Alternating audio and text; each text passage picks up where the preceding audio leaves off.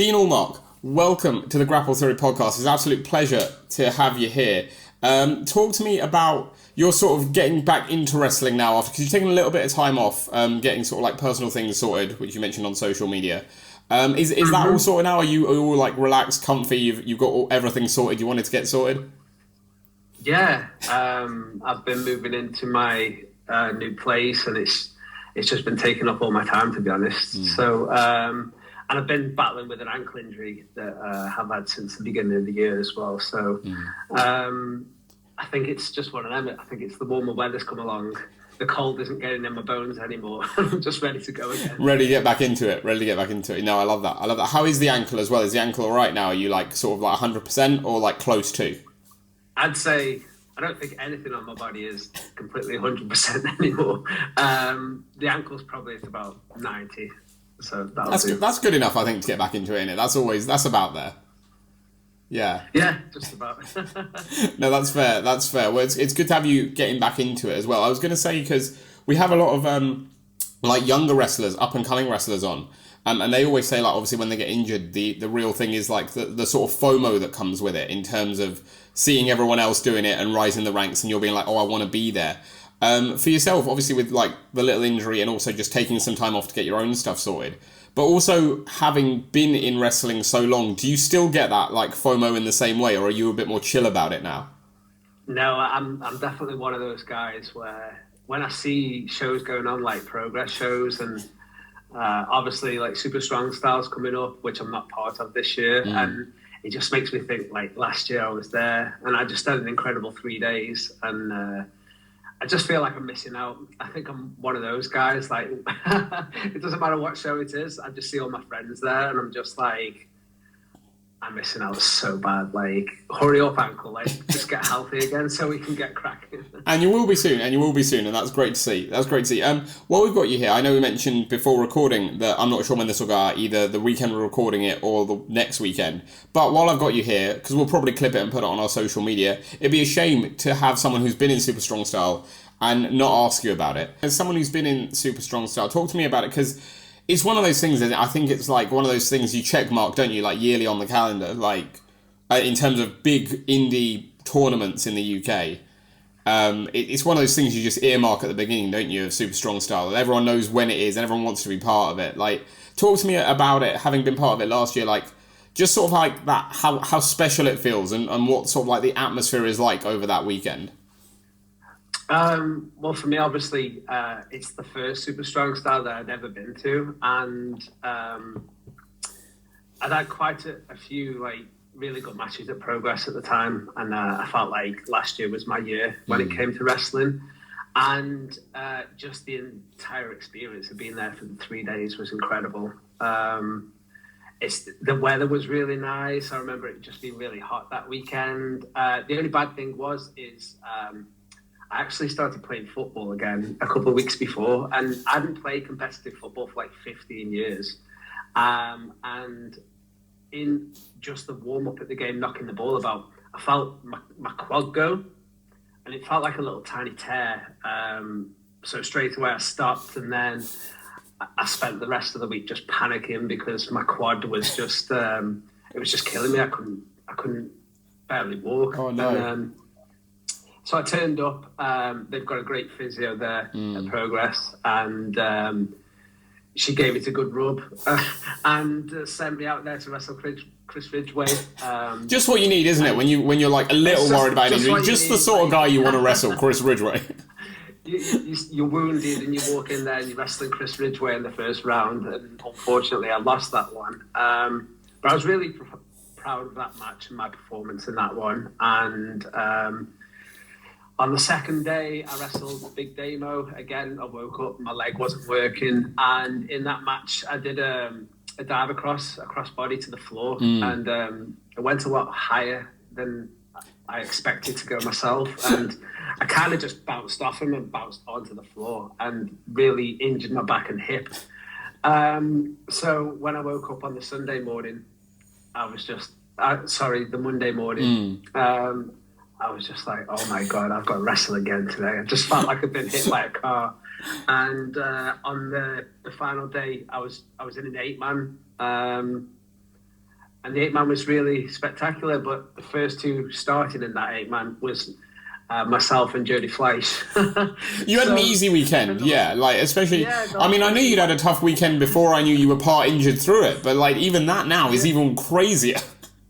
Yeah, so just going in there wrestling one of the fastest wrestlers alive with one leg and half a back was quite a push, but yeah, got through, and I come away from it just with I know I didn't win, I didn't even make it through the first round, but there was still a sense of like achievement because I turned up there injured, I survived, made it through the 3 days, and it was just an incredible time. Yeah, I was going to say, because it's really weird to think about, but like, it seemed like, again, especially considering everything that happened like the few years previous with COVID speaking out and everything that happened and wrestling shutting down, it's kind of weird to see, because it felt like 2021 was like, again, or 2021-22 was like your breakout in progress, which is like weird to say for someone who's been in wrestling as long as you have. Yeah, I think like it's so strange because like every single year somebody new pops up and says, "Oh, it's Dean Allmark's breakout year." This year's my 23rd year in wrestling, so it's good because to me it just tells me that I'm doing something right. I'm obviously getting new eyes on me, making new fans, and yeah, just I'm just trying to continually improve, and that's all I want to do for the rest of my career. Yeah, does it feel like that again? Like you say, people saying like every year's your breakout year, but does it feel like that for you? Does it feel like even after so long, you're still improving in yourself and also like gaining these fans that you hadn't had before? Yeah, and I always tell young wrestlers when I'm doing seminars and things, and just little pieces of advice here and there. Like when you start in wrestling, you're kind of like your body is 100%, but your wrestling mind is like 0%. You know, unless you're a complete natural. So through time, your body gets more and more battered, but you get more of a savvy wrestling brain. So like as you get to about here, that's where you're like at your peak. I'd like to think now that like I'm somewhere here, but like I feel like I've got the mentality now where I've got enough wrestling knowledge to get me through. Like my body isn't what it used to, but I think when you've got that experience behind you, it's a lot better than just having a body with no brain, you know? Having that wrestling brain is really important, and I'd probably much rather have like a savvy 23-year wrestling brain than like a 15-year-old body that I had at the time that didn't know what it was doing. It was just running around in circles and just going berserk. So. Well, that's the thing, you mentioned that, and that's really intriguing to me, because I'm like, in terms of the career you've had, like how far into it were you when you sort of felt like almost that your brain had caught up with what you were doing physically in terms of that knowledge? Like, was it like 1 year or like 3 years, 5 years? Like how far into your career were you when you were like, I've got a good balance of the knowledge and the ability now? I always say this. It wasn't until I started teaching at the All-Star Wrestling School in 2006. So it was my 6th year in wrestling. And I think going to the school and teaching and drilling the basics, like, because I used to do that school from 10 till 4, like 10 in the morning till 4 o'clock in the afternoon, Saturdays and Sundays. I think constantly drilling the basics over and over again, and then explaining things and explaining the psychology of wrestling and telling these young wrestlers about, oh, this wrestler that I used to watch, I used to study this guy. It kind of jogged my memory. So I was kind of like, in 2006, I'd say that's where I started to get decent. And that was like, at that point, I've been wrestling full time for 6 years. Yeah. And I think opening the school was like one of the best things that I did for my wrestling career, because I think it just brought me on leaps and bounds. Yeah, you're sort of like, even though you're like teaching, you're like learning yourself, I imagine, as you go from like the people you're teaching. Yeah, you're like teaching somebody, and I was just like, I almost forgot about that. Like, where did that come from? Kind of reminding yourself of all these things that you kind of used to know, but you forgot. And so, like, in terms of, again, because that's something I wanted to ask you, in terms of, like, the fact you've been, you know, coaching people as well all these years, as well. Like, who would you say is, like, and I know it's probably a tough question, but is there someone you've trained who, like, you've seen and are, like, they're going to be, like, the next big thing, whether it's, like, present or, like, past? Like, just over your career, is there someone you'd coached who you, like, you just knew was going to be good off the bat? I'd say Toni Storm, probably. When Toni turned up at the school, like, I was literally putting the ring up by myself, and as I turned round, there's this young, shy, blonde-haired girl, and she was just like, "Hello, like, I've just moved here from Australia, and I've come to train with you." And I was just like, "Oh shit, okay." And I think she was like 17 or 18 at the time. And yeah, she'd basically packed up her stuff, moved all the way from Australia to live about 5 miles from where my school was. But the thing that struck me most about Toni is she'd soak everything up like a sponge. Like, it would literally, I'd show her something once she'd get it, and then she'd be like, "Right, what can we do next? Can we do this?" And she was like just so hungry to learn. And I think when somebody's got that eagerness to learn, that's going to take them a long way. So, as I say, she just soaked everything up, and yeah, it was pretty clear, like, from almost the start, that she was going to be a big star in wrestling. Another one was obviously Mason Ryan, for different reasons. Obviously, Mason Ryan turned up like 20 stone, 6'5", 6'6" of like jacked Welsh beef, you know. So I just was like, yeah, like, I probably don't have to show this guy that much, because as soon as the WWE see him, they're just going to sign him off the bat, which is pretty much what happened. Yeah, 2 wrestlers I'd like had great careers. I will say, like, over the years, like, obviously my school only closed last year, and I've just had so many great wrestlers come through the ranks. I could spend all day listing off, like, the amount of people that came and were just incredible, and still are incredible. Yeah, I was going to say, in terms of the school, like, was it tough? Like, I guess more emotionally than anything else, closing it down. Like, did that have an impact on you? It just coincided with what was happening in my life at the time, and to be honest, I didn't really have much choice in the matter, and I was just like, okay, well, I guess this is it. And I had a great time teaching there, but also took up a lot of my time. Like, when I was teaching Saturdays and Sundays, that they were, unless it was a local show where I could travel like after 4 o'clock, I'd missed out on a lot of shows that like, I was teaching and I was enjoying myself, but I was just like, wow, I wish I was wrestling tonight, you know? Yeah. Nothing beats actually getting in the ring and wrestling on a live show. So as much as I loved it, and I did genuinely love it, and I learned so much, and I met so many great people, I think just everything happened to the right time, and that was definitely the right time for it to end. Yeah, sure. And you talked about, like, obviously Mason and Toni, obviously 2 people who've gone to huge things. I mean, Toni's smashing it at the minute, especially. And obviously we'll see her back over on these shores when she comes over for AEW at Wembley Stadium, which will be crazy cool. Like, I think she'll get a great response as well, because we love her over here. But in terms of, not necessarily people you've trained, but, like, again, wrestling on Progress, places like that, who are, like, the young stars you look at now and you're like, they're going to be the future of the scene? Like, they're the ones that are going to take up the mantle.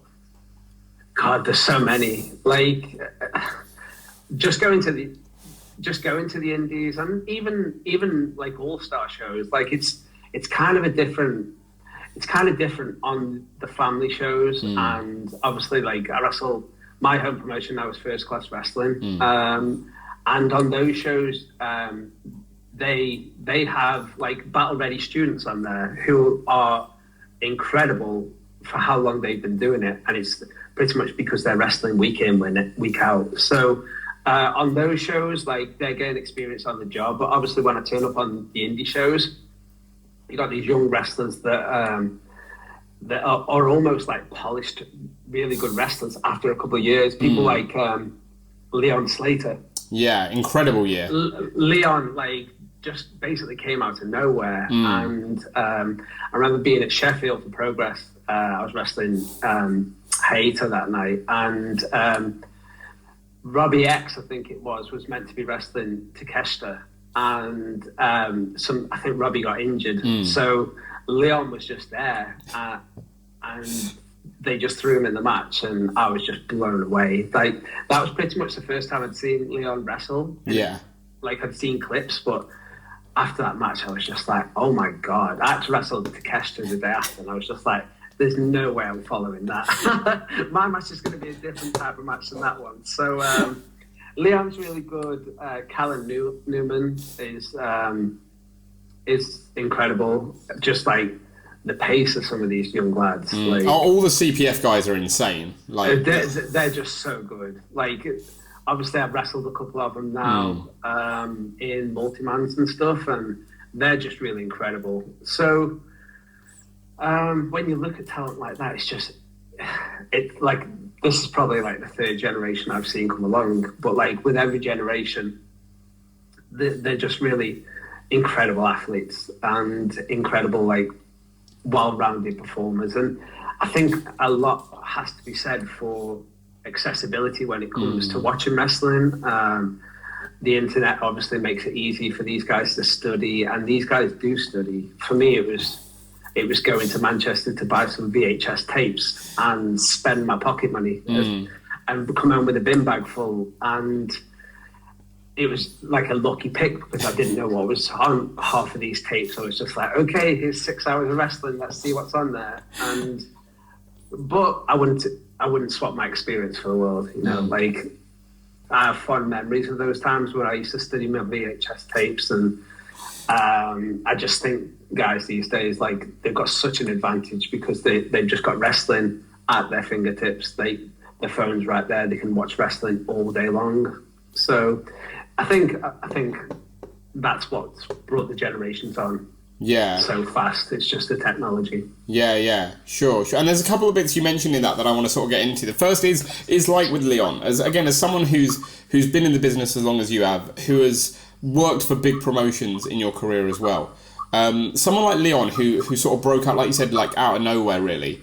Obviously, like, he was on Big Wavy Roy Johnson's Everything Patterned, and that's when, like, that gave him, like, the first big spotlight.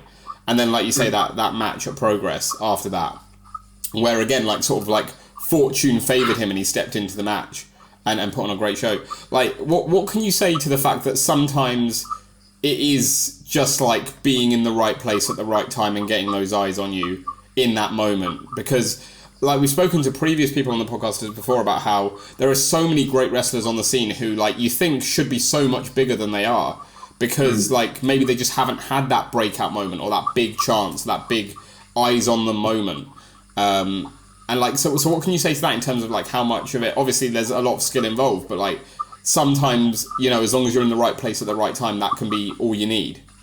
I think not in just wrestling, I think that's just in life, you know. A lot of good things happen to people where they're just in the right place at the right time, and wrestling, you see that a lot. You see, so I've seen it backfire too, where you think somebody's ready and they've turned up to a place where they've had all eyes on them and it's not gone their way, but they are incredible wrestlers. But little things like that with Leon turning up and getting thrown in there and showing what he can do. I just think, yeah, being in the right place at the right time. Like, I've seen it on tryouts. I've seen it in extra work. I've seen it in so many places. Like, it's incredible when you see it. But I think, yeah, life in general is that way, where a lot of it is just being at the right place in the right time, and yeah, the universe decides that you're the right person at that time. So yeah, it's wild, isn't it? Wild just how life can work like that. Especially, like, again, like, Leon just had an incredible year, all off the back of like that. And if that hadn't happened, who knows where he'd be right now? But, like, he's an insane talent. You mentioned FCW as well there, though, and I wanted to get onto that as well. Talk to me about them as a promotion in terms of, like, because I'd say they're, like, a little smaller than like some of the big boys, you know what I mean, like the Progress, the Rev Pros, things like that. But like they still seem to put on, like, I always hear great things about them and the shows they put on and the things they're doing. Like, what can you say to them and the work that goes on there? Because I feel like they're first class. Yeah, sorry, yeah, first class, yeah. Yeah, first class. Like, it's just one of the most professional shows that you'll go to. I guess it's under the banner of a family show. Obviously, you get a lot of kids at the shows, but when you go there, you're wrestling in front of like 800 people, like on a weekly basis, like sold out shows where it's just absolutely packed. And yeah, just they use a lot of wrestlers from the Northeast there, a lot of wrestlers like Tony Spitfire, Mickey Limerick. It's just, wrestlers like that. Mickey especially is so underrated. When you see him, he's jacked. He can move, he can flip, he can wrestle, he can fight. He's just absolutely. He's what you want as a heavyweight champion of your company. Alex Centrico, he's a great mass wrestler. And you've got the young lads coming through, and just to be part of those shows, you turn up and you just feel like. Obviously, I've known people like Tony Spitfire for like 20 years, but when you're there, you just like, yeah, I feel like I'm a professional wrestler on this show. It just feels so professional. You're in nice dressing rooms. There's showers at the show, which goes a long way with me. And yeah, just you turn up and the atmosphere is deafening. I remember a match, probably the loudest match I was in last year was at Bolton's Albert Halls. I was on first there, and it was packed out, and the atmosphere was absolutely incredible. So, yeah, I guess, in short, being on those shows, if you turn up, you're on those shows, you know what it's like to be a professional wrestler. Yeah. Do you think, like, again, that's the thing, like, I feel like especially the all-ages shows like that, they feel more... And I don't know if it's because, like, when you're a kid, those are the first shows you go to, and that's, like, my experience, but, like...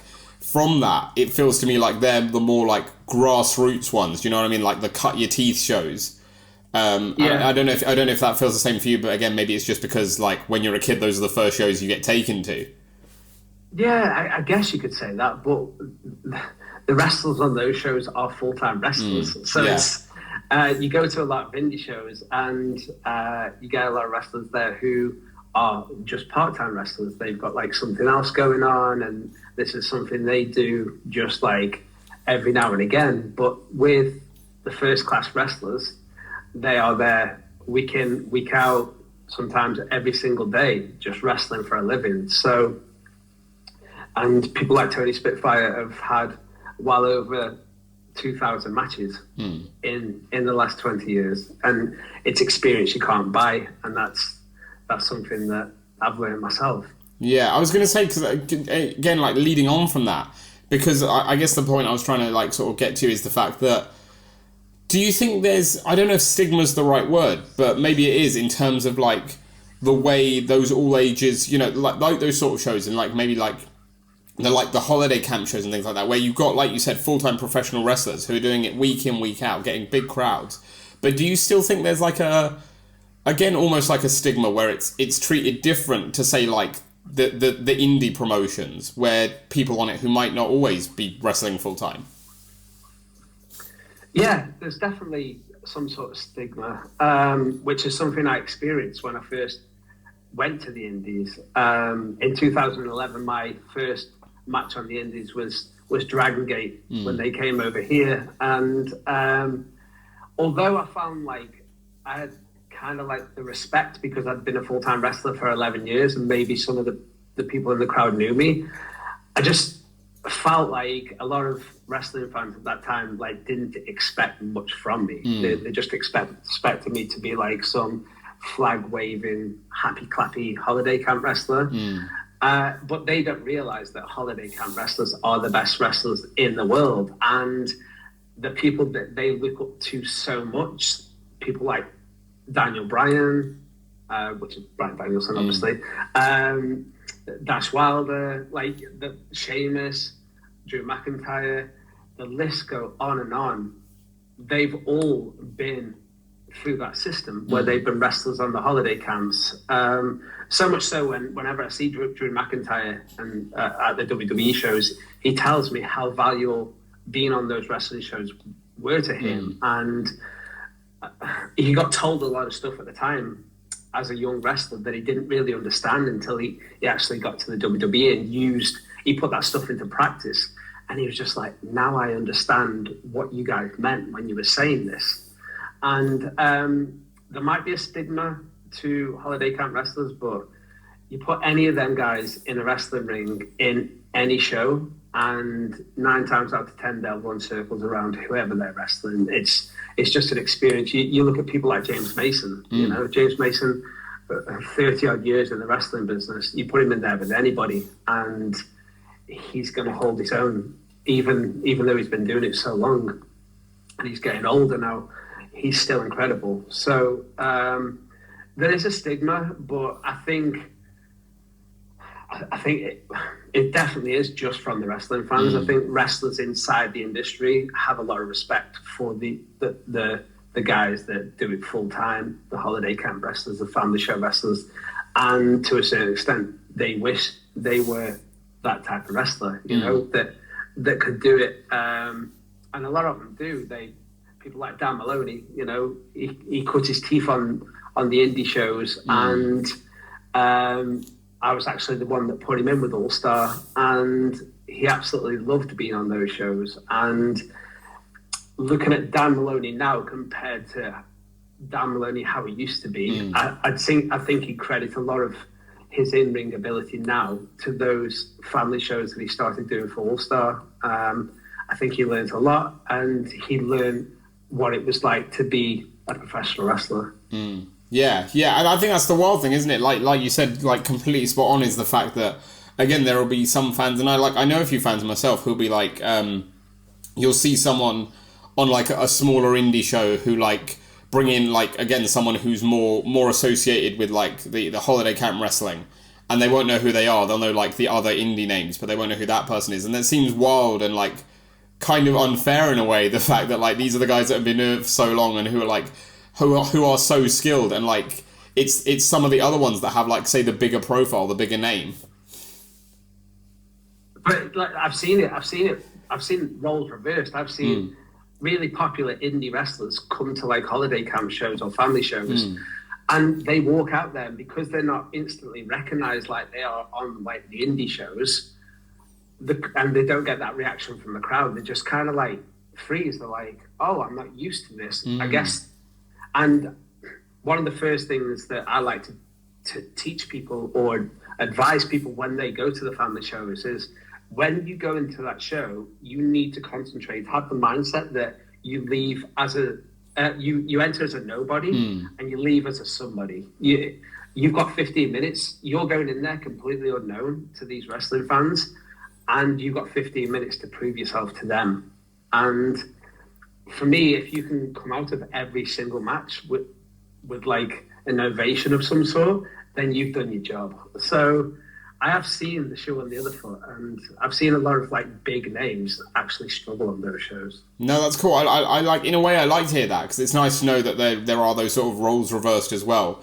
And like that's just, I think it's like almost like it's a good lesson in a way, isn't it, to everyone, of like almost like a don't get too big for your boots kind of thing, because like it can flip like that if you're in front of the wrong crowd that don't know who you are.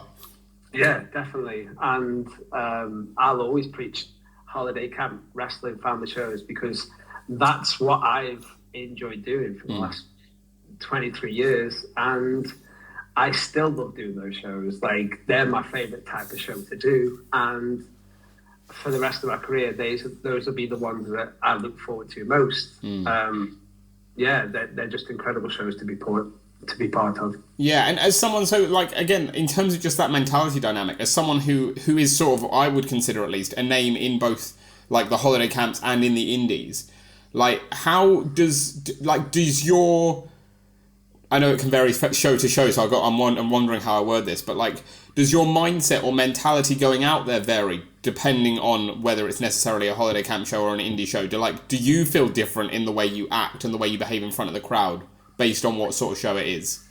Yeah, I think in wrestling, and it's not just wrestling, any performer has this. They need to understand, they need to read the room. You need to know your audience, that you're going in there, and you need to adjust your style to that audience, you know.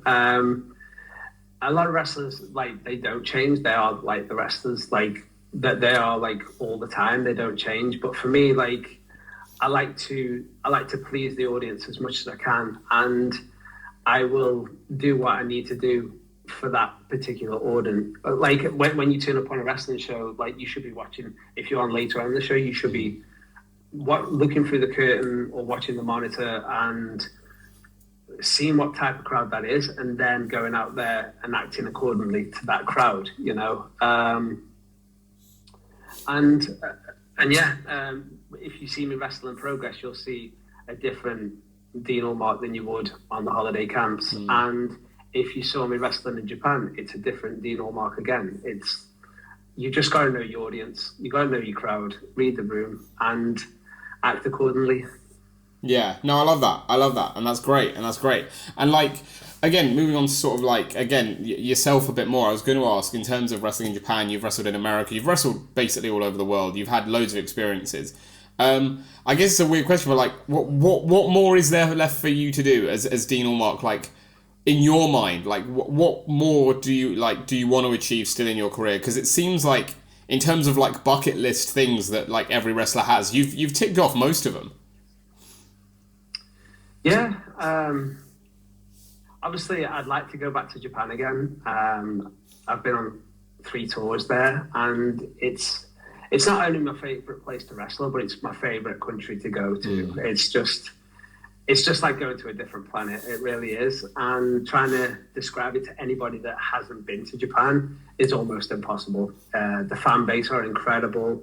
You get treated like a wrestler, and you just feel like a wrestler when you are there. But as far as like my goals and ambitions, I guess it's just to have the best matches possible that I can and wrestle as much as possible. And I'll be honest, at this stage of my career, I am quite fussy when it comes to the shows that I do.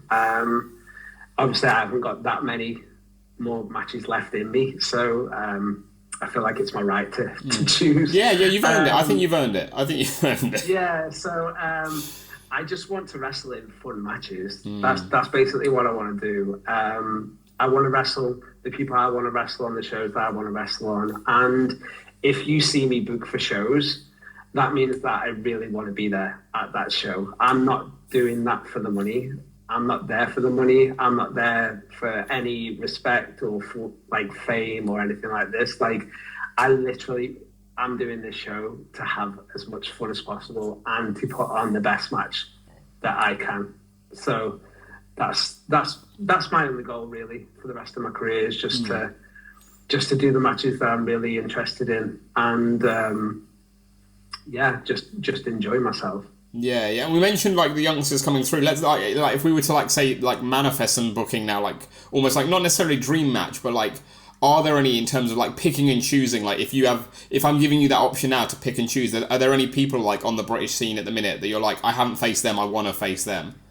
God, there's just so many. There's just so many, and not off the top of my head, but there's just so much.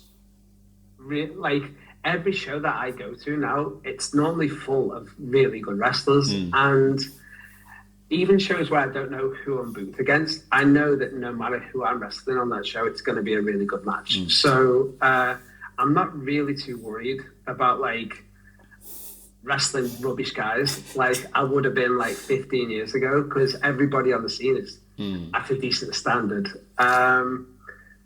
So off the top of my head, I can't think of a singles match that I haven't had that I really want. But there's plenty out there. There's plenty of time. But there's oceans. There's so many wrestlers, so little time. Well, I was gonna say in terms of that as well, like someone who's again been in the industry so long and seen the industry, you know, ebb and flow and go on highs and lows. And like obviously with everything that went on like a couple of years ago with COVID shutting the industry out and then speaking out happening. Obviously, like, it's fair to say the industry's, been hit quite hard by that. And I don't think, like, now it's at the level where it was, say, pre-COVID, where, Progress was selling out Wembley and things like that. Like, I think that was, like, the peak of British independent wrestling. And it seems like, obviously, it's naturally taken a bit of a dip now. But in terms of the scene itself, like, do you think, in terms of, like, where you've seen it go over the last, like, 20 years of your career, do you think it's in a relatively healthy place still? Because you mentioned, obviously, the talent, and that's the main thing I think I see when I look at it, is that, like, even just pre-COVID, I think that the depth of talent now, like you say, going on your show and, like, everyone's great, the depth of talent now seems like it's better than it ever has been, even if necessarily the crowds aren't where they used to be. Yeah, I think the crowds have probably dropped off more than the wrestlers have. I turn up to the shows, the audience that are there really, really enjoy themselves. So for me, I haven't noticed that much of a difference. But I just, the shows, every show that I did last year was just, like, incredible. Like, I had such a good time last year. It was probably my favourite year of wrestling so far. So, which was after COVID. So for me, from a selfish point of view, it was the best year that I've had in wrestling. So that's all I was really focused on. But there wasn't really any matches where I went out last year and come out thinking, God, that was a stinker, that one. It was... every match just seemed to be like when I just look at my Progress career, where I was just like, I was wrestling Ridgeway for the Progress title, then I was wrestling Gresham for the Ring of Honor title, then I was wrestling Cara Noir for the Progress title, and it was just match after match, and then I was getting announced versus Axel for the WXW championship, and I was just like, this is just incredible. Like, I'm just having the time of my life wrestling all these guys that, apart from Ridgeway, that I'd never wrestled before, and the crowd are just absolutely loving it. So I was just on top of the world, and I got to wrestle a lot of people last year that I'd never wrestled before, and people like Dan Maloney, and they turned out to be some of the favourite matches in my career. So I've got high hopes for the rest of my career. I'm not worried at all. Well, I was gonna say, like, you mentioned obviously all those matches you had. I was gonna say, obviously you've enjoyed them and they're great matches, and the matches you put on themselves were brilliant. But I think you've got to have a word with Lee at Progress, because it seems like, from what you're saying, he just wants to see you get beaten up every time you book there. Like, the people he's put you against, there's never one you're going to come out of it not sore from those matches. It's because I play football with Lee every week, and it's because I run rings around him. I think that's how he gets his own back. He's like, I'll show him. No, I love Lee. He's a great guy. But that's what I want. Like, I've been doing this for 23 years. I'm battle tested. I want these challenges. That's all I want. As much as I want to go out there and have fun, I still want challenging matches, and I want to put on the best match possible. So the only way the match is going to be really good is if I'm wrestling people that are as good as me or better than me. So when I look at my Progress record, like, I did lose a lot of matches. Going from, like, my Progress start was really good. I was unbeaten in 6, and I was just like wrestling Cara for the title. I was just like, I'm breezing through this. And then from there, it was just downhill, and I did lose a lot of matches. But that's when you started beating Lee on the pitch. That's when you started. That's what it was. It was just like, I'm gonna book you in all these big matches, big demo when you've got one leg. Let's see how you do there. I was just like, okay, but I'm a glutton for punishment. I'm battle tested, so bring it on. How is Lee at football? What are his skills like? Do you know what? Lee is excellent in front of goal. Is he? Like, yeah, he's so good. Like, in front of goal, like, if he's around, like, the 18-yard box and he's got the ball, like, it's gonna hit the target. He's actually really, really good. Yeah. Have you not convinced him to sign you up for Tranmere? Well, I think those days, and he knows I'm a Port Vale fan as well, which he always tries to rile me. But like I always tell him, who got promoted last season, it wasn't Tranmere, it was Port Vale. So you can rub that in. I tell you what, we went go-karting at the weekend, and he's actually really, really good at go-karting as well. He's got this sporting background. He's just, I don't know why he's so good. I've never been go-karting in my life, but to me, like, I was just like, were you a go-karter, like, in your younger days? How are you so good? Like, how are you lapping me when I saw you crash at the very beginning? So, yeah, he's a man of many talents. That's mad. That's mad. Because I knew a bit about, like, your football background before that. But, like, I mean, so how did, in terms of, say, like, the love of football and the love of wrestling, like, when was sort of, like, the deciding point of, like, in terms of, like, not necessarily messaging, but going those separate ways?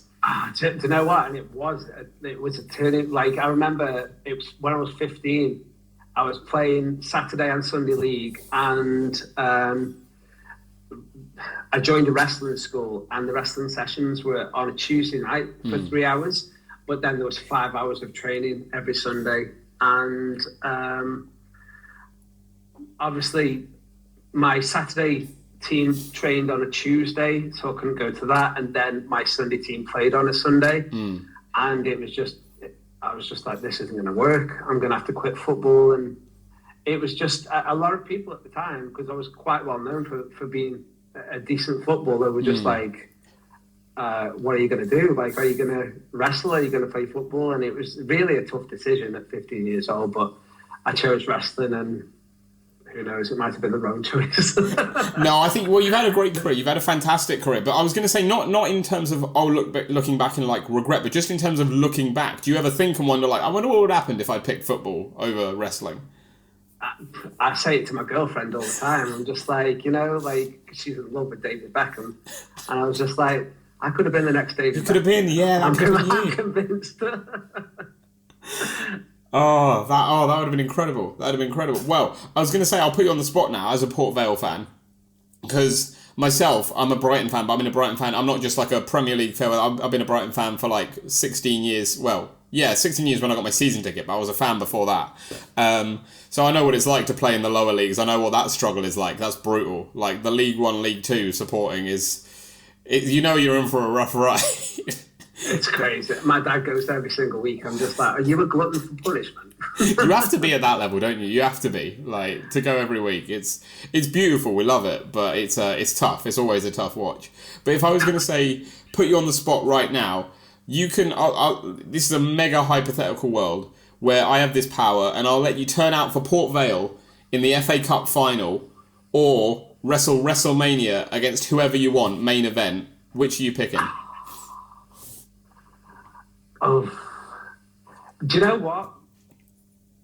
If you would ask me that question, like, over the past 15 years, I would have said, give me WrestleMania all day. But I've started playing football every single week, and I absolutely love it. You know what I mean? And there's just a thrill that I get from football. That's just like, because it's new again, I'm just like, wow, this is amazing. If I score a goal, I'm just like, that was really amazing. But no, WrestleMania all day. Yeah, it's just because it's new. It's just because it's, yeah, WrestleMania all day. You're still in that honeymoon phase. I get it. Yeah. Yeah, it's like getting back with an ex that you really liked. You're like, oh, this is great, and then it'll dip off again. You'll be like, no. I'll just fall out of love eventually. I'll be like, yeah, I'll go back to the wrestling, the mistress. I was gonna say, is that like, because you mentioned like the scoring and stuff, like obviously whether it's a honeymoon phase or not, who knows, but like, is it a different rush to like getting in the wrestling ring, or does it give you, like, in terms of like the adrenaline it gives you, is it the same, or do you feel different in terms of the energy it gives you? It's weird to say, but like, I find, obviously, because I haven't played football in such a long time, and because I'm older now and I've got quite a few injuries, I feel like football is more of a challenge, whereas like wrestling is kind of like, and I explain this to people, like when they ask about, like, what's it like going to like when you're traveling to a wrestling show and you know that you're going to get in a ring in front of people with your top off and you're about to fight another grown man. I'm just like, for me, it's something that I've done like sometimes like 2 or 3 times every single day. Like, it's just like second nature. Do you know when you go to work in the morning, you get in your car and you drive there and you get out and you just walk into your office? Yeah. That's how it feels when I go to a wrestling show. So I feel like football is just I see it as like more of a challenge. But yeah, I wouldn't say it was more of a thrill. I'd just say it was more of a challenge. Sure. No, I love that. And we've got a nice little feature. We've got to know a little bit about you over this chat. And this is going to be more about you in like a personal way, like get to know the guy behind the wrestler sort of thing. Because this is our feature we call Anatomy of a Pro Wrestler. So I'm going to let you know some questions, and you let me know just what comes to mind. Okay. Okay. So the first one is, what's your favourite post-pinfall pig out? Post-pinfall, what is that? Your treat meal after a show. Like you've just had your show and you're driving back from wherever, and you can have like whatever you want to eat. What's your like go-to like, you know? A Krispy Kreme donut. Nice. Krispy Kreme donut from like the services after a wrestling show with a beer. It's like, I know that's gonna like make me sound really unhealthy, but I don't think it sounds unhealthy necessarily. It's more like the mix. I've never had a donut with a beer. Oh, amazing. You haven't lived. I'll try it. I'll give it a go. Krispy Kreme is the elite though. No doubt. 100%. Love it. And the next one is, it's food related, but it's the classic, like, what would your like death row meal be, your last meal? Oof, death row meal. It's got to be Indian. Nice. I love Indian food. Nice. Yeah. What'd you go for? Ooh, do you know what? I do like it. I'm quite boring. I'm like chicken tikka masala, but there is a dish called chicken mac and walla. It's like a coconutty one. Nice. It's really, really good. Nice. I haven't had that one. But I'm partial to a tikka myself. I like a madras. I like something saucy generally though, but like tikka's always good. Yeah. Nice. The next one is the song that gets you the most hyped. Do you know what? It's weird, and it's kind of like egotistical saying it, but like my music for Progress, like my custom music for that one, is just like when I'm behind the curtain and I've got like a big match and like I hear that song like build up, I'm just like, this is the best song in the world. This is the best song. I didn't create it, but whoever did is a fucking genius, because it's amazing. It never fails to get me going. No, I love that. The next one is the movie that I chose, The Locker Room. So I always say, like, it doesn't have to be your favourite movie necessarily, but like the movie you think everyone should see. So Bloodsport is my favourite movie of all time, but there's the amount of times that I've told people to watch Vanilla Sky, and they've just looked at me and just they're like, what's Vanilla Sky? I'm just like, watch it, let me know. And they've been like, wow, that was amazing. So Vanilla Sky is like a hidden gem, but like a Bloodsport and Kickboxer are my absolute faves. Yeah, no, two good shouts there. Yeah. Vanilla Sky is one that, like, again, it was almost like a deep cut, right? Like on an album, it's the one that like people just don't know about. It's like the underappreciated one. It's just like you can say it to anybody, and they're just like, you're like, huh? What? Yeah. I'm just like, Tom Cruise, Cameron Diaz, Penelope Cruz, like. Which is mental, like, considering the cast, right? That it's so, like, unknown. It's just so good. Again, showing my girlfriend, and she was just like, what are we watching? It's just amazing. Nice. The next one's a bit of a throwback, because it's your first job. My first job? So, my first job was working on my dad's market stall. Nice. He had like an outdoor market stall in Stoke, and the first ever day. So he always worked in a factory, and he always wanted to be his own boss. So he just took all his money, set up this like stationery business, and the first day we went to Sandbach for this outdoor market, we turned up. It was the coldest day for 30 years, and we didn't sell an item. Oh. It was just like the worst day ever. That's the day where like you turn up as well, like, especially I imagine like if your dad's done that, like putting all your money into it, and you're like, I may have made a mistake here. Yeah, it was just like, oh my god. And then there'd be like Saturdays where a wrestling show would come up, and I'd be like, Dad, I'm not coming to the market today, I'm going wrestling instead. So he's like, okay, I understand. Did it work out for him in the end though, the market stall? No, it didn't. Aww. Like he did really enjoy it, and he did it for many years, but I think it just got tiring at the end, and everything started. Technology came along, and everything was online. So I think kind of died. The old school markets are dying. You can see it, can't you? Like those old school markets are really. It's a shame, because like I had so much fun in those markets. Like, yeah, they were so good. Cool. No, nice. The next one gets a little deep because it's your greatest fear. Greatest fear? Having a bad wrestling match.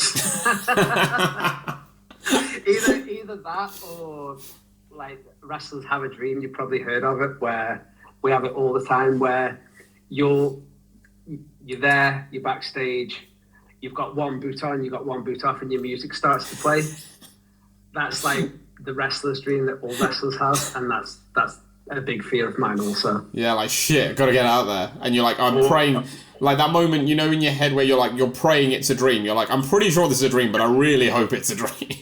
It gets me every time. I've had it a million times, it still gets me. Love it. The next one is your favourite animal. Oh, favourite animal, gorilla. It's a good shout. I love gorillas, but I like pandas as well. Pandas are cool, yeah. Pandas are so cool. Incredible. Yeah. The next one is a wrestling-based one. It's your favourite match stipulation. So, like, again, for the purposes of this, like, a singles match counts as a stipulation in this sort of thing. So it can be anything from, like, a singles to, like, a Royal Rumble or a Survivor Series or Extreme Rules or, like, just whatever you want. Oh, my God. I guess I'll have to go back to when I was a kid. I don't really have like favorite like matches to watch or anything like I used to. But when I was a kid, like the events that used to stand out to me were the Royal Rumble and the classic like Survivor Series matches. Yeah. In like the early 90s, there was just nothing better. And then in the early 90s, where like the surviving members, like the winners, used to get together with like the other winners, and they used to have like a gigantic tag where all the winners would like wrestle each other. It was incredible. I was just like, I'm in dreamland. Yeah. Ultimate Warrior and Hulk Hogan are tagging together. What is going on? No, Survivor Series was good. It's gone off the boil a bit, Survivor Series. The last sort of like, I would say like 10 years or so, it's gone a bit down. But like, that feeling of it has gone down. But like, before that, great. Love Survivor Series. Oh, just my childhood was amazing. Yeah. Because of wrestling. Yeah. It was so good. No, that era was wonderful. Wonderful stuff. The next one is only a couple left. The next one's your favourite place in the world. Japan. I thought you'd say that. I thought it was an obvious one. And then the final one is like, let's say somewhere you haven't been, because it's your dream holiday destination. I've been pretty much everywhere I wanted to go, but it is my 40th in August, and I am toying with the idea of Vegas. Nice. I've never been to Vegas before, and I'm just like, when you're 40, you just got to do it right, you know? I think it's one of those things, isn't it? You got to do it once in your lifetime, right, for the experience. Yeah, why not do it on your 40th? Nice, love that. I love that. Well, Dean Allmark, thank you so much for coming on the Grapple Theory podcast. It's been an absolute pleasure having you here. I hope you've enjoyed it. Oh, the pleasure's been all mine. No, that means a lot. Thank you. We always end each show with a sort of new tradition we've got, where our last guest leaves a question for the next guest. So you've been left a question here, which I'll ask you completely out of context, so you're not allowed to know who it's from. And just give the best answer you can, really, because some of them can be like weird and quirky, and some of them can be a bit more serious. So let me just find the one that you've been left here. And it is... Let's find it. Here we go. Okay. So this person actually left like 2 questions, but one of them was very existential and long-winded and very difficult to ask. So I'm not going to ask that. I'm going to ask the briefer one. So this is a wild one as well. I think you'll enjoy this. This is one of the better ones we've been asked, I think. So you've been left this question. What is the biggest animal you think you could take in a fight to the death using nothing but your own natural ability? Biggest animal? That is a good question. I love that question. It's a fantastic question. That's like a Madman Manson kind of question. Like something that he just asked me like out of the blue. I will say the person who left it for you is easily, I think, one of the weirdest and wildest great characters in British wrestling. Okay. So it's no surprise that he left this sort of question. But the biggest animal I think I could take in a fight. Oh God, that is crazy. Like, really, I'm trying to think of like the softest animal where I'm just like, I could definitely take that. Well, the softest animal would be something like a turtle, wouldn't it? Where you just put it on its back and it wouldn't be able to get up.